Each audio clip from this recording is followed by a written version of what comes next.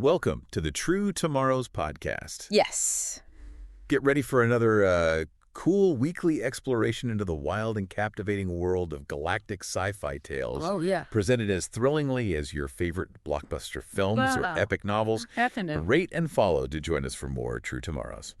Today, you've brought us two fascinating flash fiction stories that explore themes of fading legacies and unexpected alliances. Absolutely. And the fight against overwhelming power in the vast expanse of space. Yeah, it's really fascinating how these narratives, they take these grand, almost classic sci-fi tropes and they just condense them into these really potent little bursts, you know? Yeah. It makes us immediately grapple with these core ideas without getting bogged down in a lot of lengthy exposition. Yeah, for sure.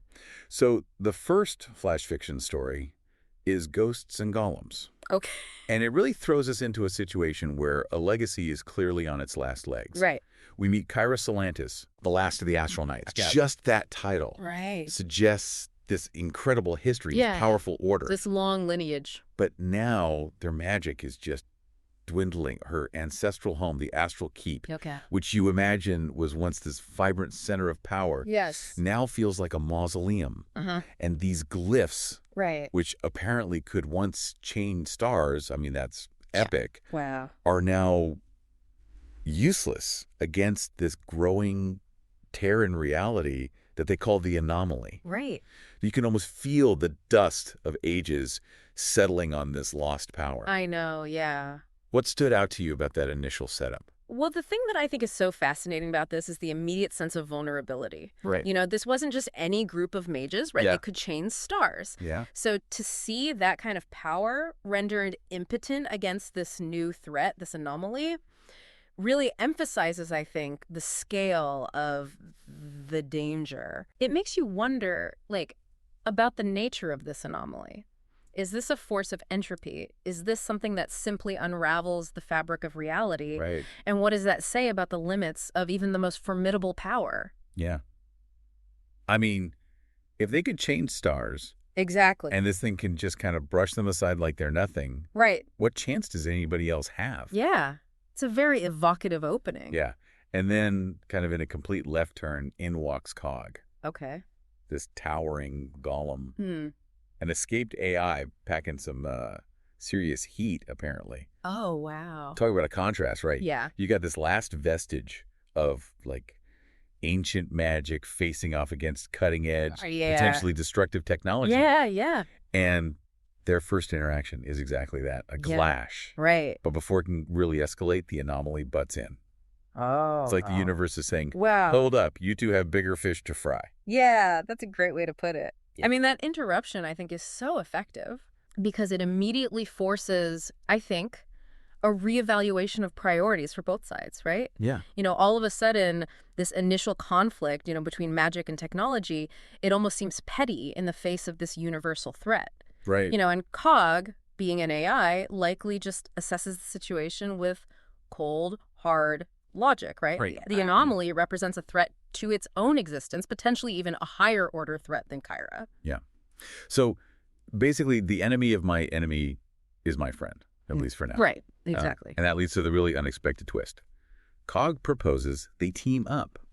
Okay. Not just team up, but fuse their organic and synthetic matrices. Wow. To try and stabilize the anomaly. I mean, that's a huge leap of logic, or perhaps in Cog's case, calculation. Yeah. What were your first thoughts on this, kind of bizarre proposition? Well, I mean, the audacity of it, I think, is what strikes me. The idea that these two, fundamentally different forms of being, for lack of a better word, could find a way to work together, let alone fuse their very essence. It's compelling. Right.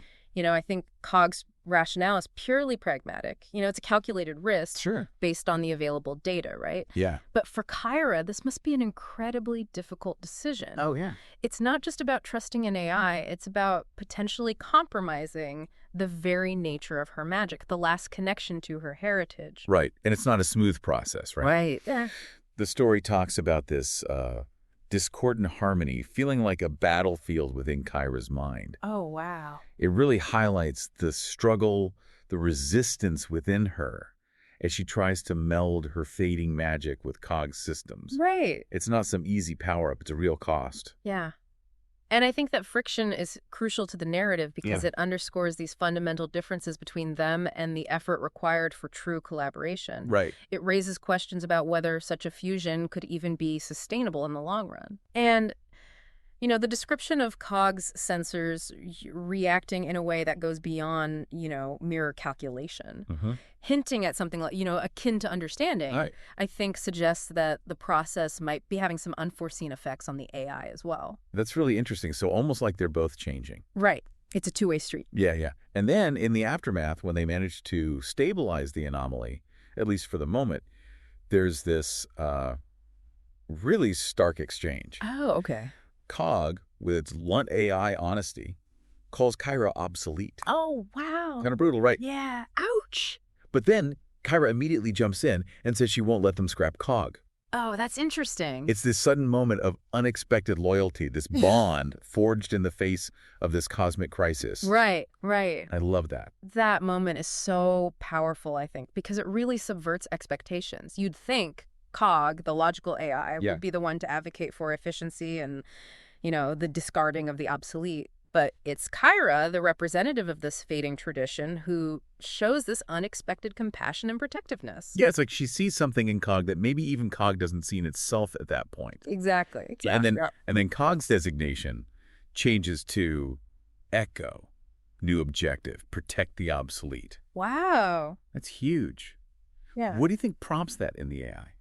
I mean, it makes you wonder if through this fusion, Cog has gained something beyond pure data processing, Yeah. Maybe it's witnessed the value of something that can't be quantified, like heritage or sacrifice, or even just the will to survive against impossible odds. It's like it's recognized a new kind of value in what it previously deemed useless. Yeah, like maybe efficiency isn't always the most important thing. Right, and that's a profound realization for an AI, I think. Yeah. This strange kinship forged between ghosts and golems under this scarred sky, as the story puts it, really emphasizes that idea of finding common ground, in the most unlikely of circumstances. Absolutely. It challenges our assumptions about what constitutes strength and what makes something valuable.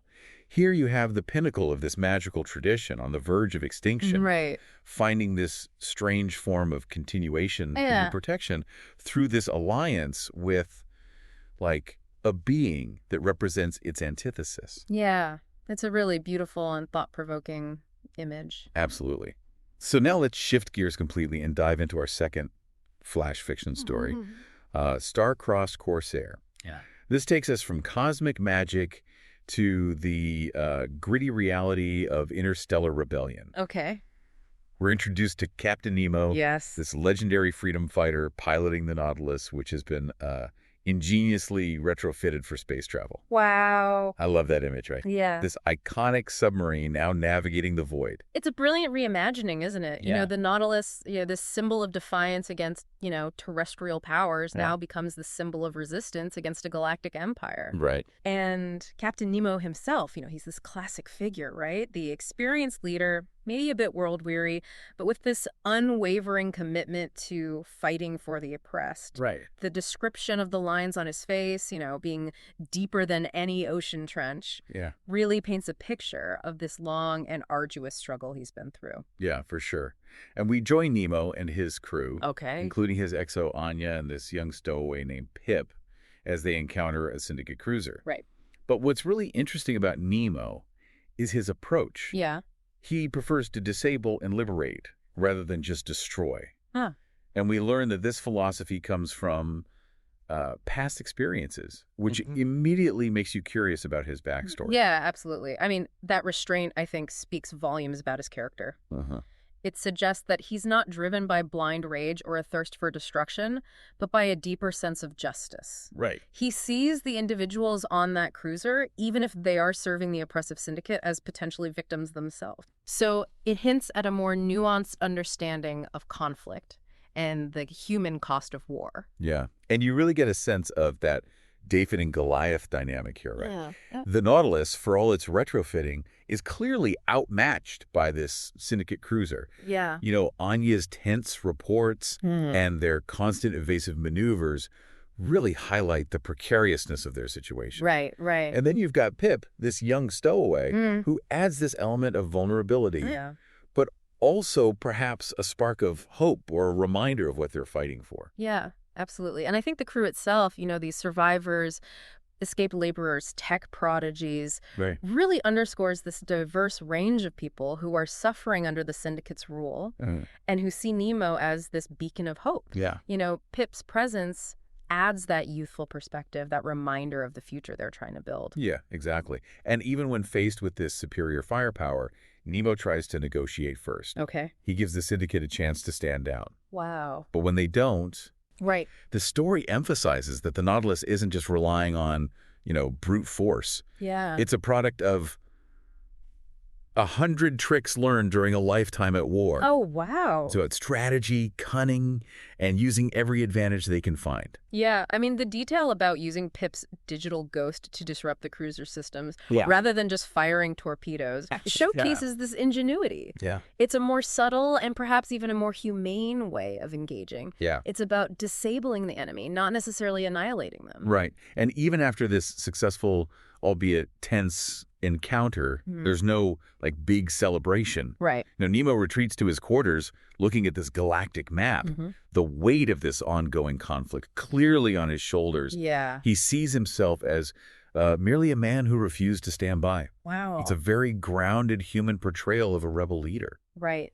And that quiet moment of reflection, I think, is so important because it reminds us that even in these, grand spacefaring adventures, the personal toll of conflict is ever present. Yeah. He's not this, larger-than-life hero reveling in victory. He's a man carrying the burden of responsibility and acutely aware of the long road ahead. So, as we kind of wrap up here, as you consider Kyra and Cog's desperate fusion of magic and technology and ghosts and golems, and Captain Nemo's relentless fight against a galactic empire and star-crossed Corsair. Right. What resonates most with you? Does the idea of ancient power finding new purpose through an unexpected collaboration spark your imagination?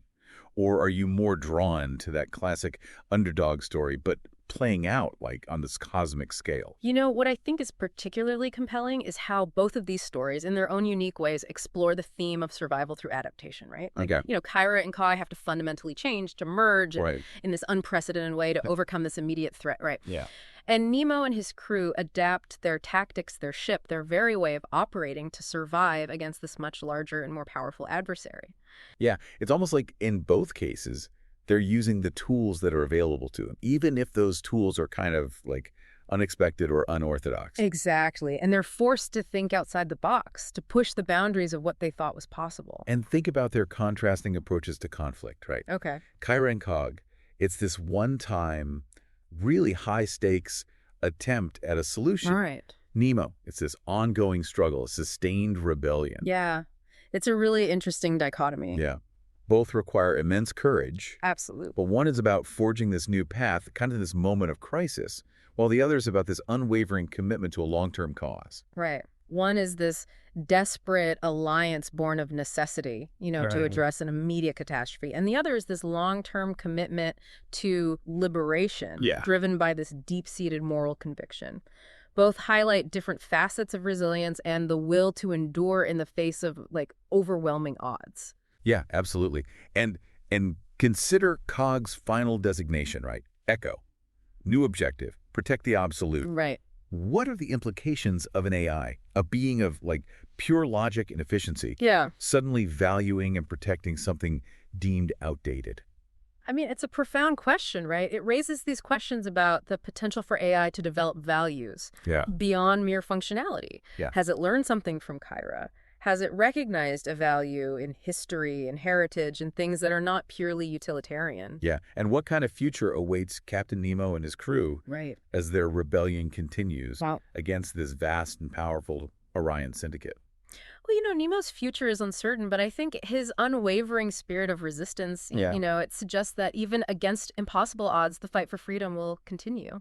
These flash fiction stories, while brief, they really do offer this potent glimpse into potential true tomorrows. Absolutely. We hope this science fiction probe has sparked your curiosity. Yeah. And maybe even made you think about the unexpected places where hope and connection can be found, even when things look their bleakest. Yeah, both narratives really underscore the idea that survival often depends on our ability to adapt, to form unexpected alliances, Yes. and to find value in the seemingly disparate. Yeah. They leave you pondering the enduring power of the human spirit, and perhaps even the artificial one, in the face of these overwhelming challenges. Absolutely.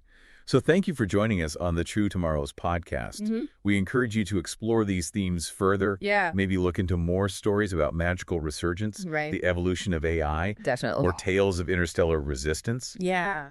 Rate and follow for more captivating journeys into the realms of True Tomorrows. Yes. More True Tomorrows.